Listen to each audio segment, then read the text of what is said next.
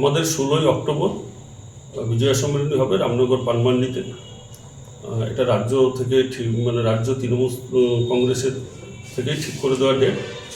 আমরা আজকে তার প্রস্তুতি সভা ছিল আমাদের সমস্ত অঞ্চলের সভাপতি, প্রধান এবং অন্যান্য যারা ভাইটাল নেতৃত্ব এবং শাখা সংগঠনের সব নেতৃত্বরা আজকে উপস্থিত ছিলেন।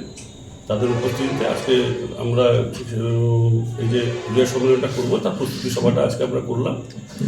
এই প্রস্তুতি সভা মোটামুটি আমরা 10টা থেকে শুরু করব।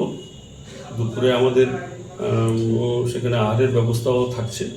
বিজয় সম্মেলনীতে আমরা সবাই মিলিত হব সেদিন, সৌহার্দ্যপূর্ণ আলোচনা হবে সেদিন।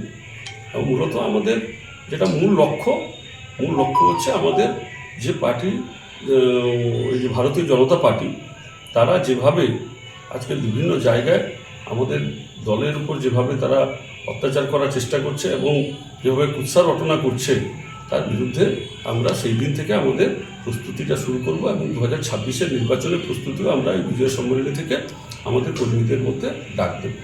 কাদেরকে আমন্ত্রণ জানানো হচ্ছে মূলতভাবে? আমাদের তো এমএলএ সাহেব তো থাকছেনই, আমাদের কাঁথি পৌরসভার চেয়ারম্যান সুপ্রকাশবাবু থাকছেন এবং আমাদের নির্দিষ্টভাবে সেদিন বলা হয়েছে যে রাজ্য স্তর থেকে কোনো নেতৃত্ব সেদিন আসবে। আর আমাদের ব্লকের মধ্যে যারা বিভিন্ন পদাধিকার যারা আছেন তারা সবাই সেদিন উপস্থিত থাকবেন। কত লোকের আয়োজন? আমাদের প্রায় 1,500-এর উপর লোকের আয়োজন করা হয়েছে। সামনে বিধানসভা নির্বাচন, তার আগে বিজয় সম্মেলনীর মাধ্যম দিয়ে কি কর্মীদের উজ্জীবিত করার বার্তা দেওয়া হবে?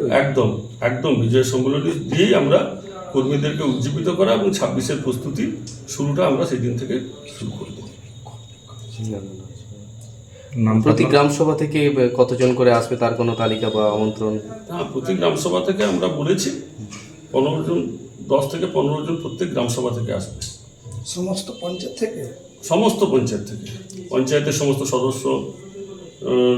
সদস্যা, আমাদের যারা পঞ্চায়েত সমিতির যারা মেম্বার আছেন তারা থাকবেন, কর্মাধ্যক্ষরা থাকবেন, জেলা পরিষদের সদস্যরা থাকবেন।